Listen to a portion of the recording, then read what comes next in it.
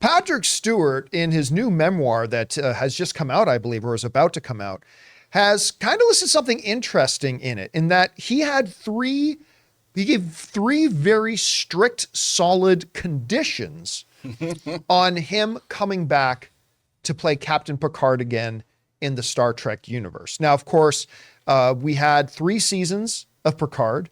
I really enjoyed the first one. Kind of shaky on the second season. Third one was really solid.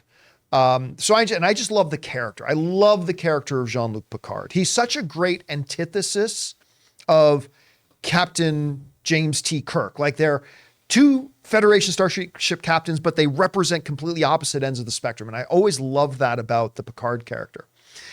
Anyway, in the book, he laid out 3 strong reasons, which gives us some insight into how the series actually turned out. Now, this is coming to us from CBR, that's quoting out of the book, but it said this. Condition number 1, the series will not be based on a reunion of the Next Generation characters, Stewart said. I wanted it to have little or nothing to do with them. This was not at all a mark of disrespect for my beloved fellow actors. Rather, I simply felt it was essential to place Picard in an entirely new setting with entirely new characters. Perhaps Picard might encounter Riker or Dr. Crusher in the second season, but such encounters were not to be the series' raison d'être, which basically means the main driving thing about it. On the second condition, Stewart added, Picard would no longer be serving in Starfleet, and he was not to wear any kind of uniform or badges.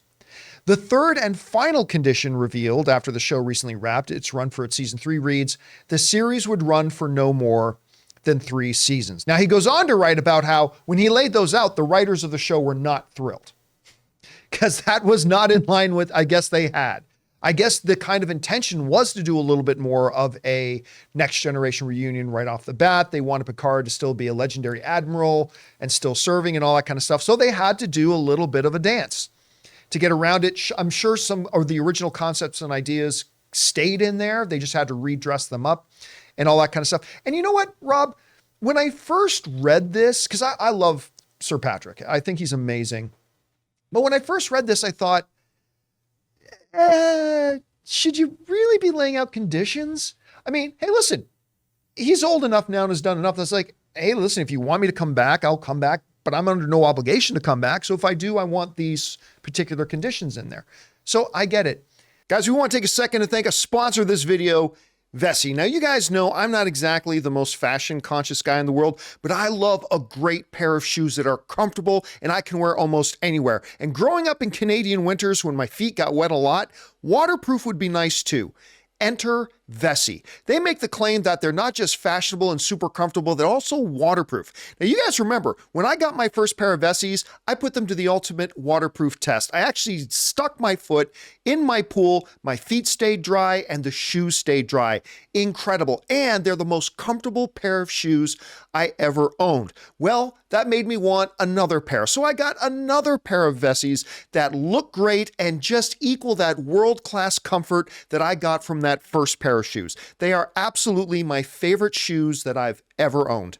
Imagine your favorite sneaker style supercharged with waterproof technology and unmatched comfort. No matter how you like to stay active, Vessi has the shoes for you. Trail-ready high tops, effortless slip-ons, and classic court shoes, all with a waterproof twist. They are just as comfortable and stylish as your favorite sneakers, but even more versatile. So guys, if you're anything like me and you want the most comfortable pair of shoes that look great, that you can take out hiking, wear to work, go to the gym, or walk through the water and snow, go to vessi.com/Campea and get yourself a pair today. Go to vessi.com/Campea and get 15% off your order using the code Campea. When you read what he kind of laid out to them, can you see how that completely played out in the series itself? And do you think they were reasonable things narratively for him to request for the character? Or do you kind of wish he maybe dropped 1 or 2 of those conditions? What do you think? Well, to be honest, no. I mean, I think that they were reasonable conditions. I mean, I think that what he wanted to do coming off of something like Logan, where they took Professor X, and Professor X was this, You know, Professor X is a very leader of the X-Men. He's very good. He's a good man. He's fighting for the rights of Homo superior to live with Homo sapiens and not destroy the world and all that. But he's a very sort of highfalutin, put him on a pedestal character. I think what Patrick Stewart wanted to do by coming back as Picard was to do what they did with Logan, but examine what is a life. You know, Patrick Stewart playing a hero, a Teflon, like, of course, he was Locutus and all that, but he wanted to do something where there was a lot more nuance and a lot more, this character is not necessarily on a pedestal. He's at the end of his life. Let's give him something really interesting to do and interesting to play. And let's not make it contingent on, if we brought back all the characters, it would just be another episode of Next Generation. So I'd like to do something and explore different facets, because all actors want to do that. I want to grow. I want to take this character places that I couldn't in the 7 seasons of Next Generation and the 4 movies we made. So that is perfectly reasonable to me.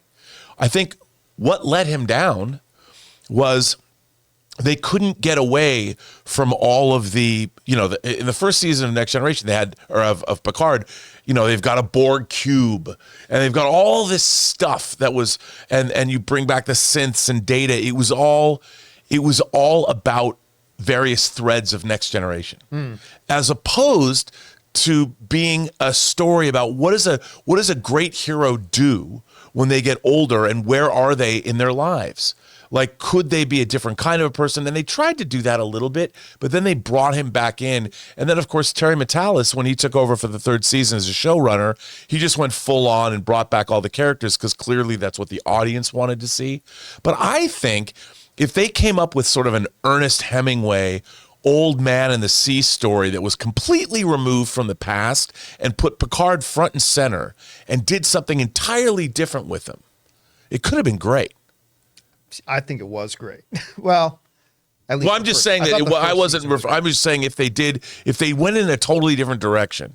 It's hard to, though, right? Like, I know. With a character like Picard, who is, because it's still Picard. yeah, exactly. And people, but it would have been really, because I really think that in Logan, and I really think that's why he asked for these things, you got to see a Patrick Stewart who was infirm. He couldn't control his mental powers. Charles. But it made him, it gave him something to play. Yeah. And it gave him, as an actor, he really got to stretch with that character. And I think he wanted to do the same thing with Picard. Hey guys, thanks so much for watching this video. Make sure you like the video, leave a comment, and subscribe to our channel. And don't forget, we have a daily podcast called the John Campea Show podcast, available on Apple Podcasts, Spotify, or your favorite podcasting app of choice. Go and subscribe to it today so it'll be there when you need it.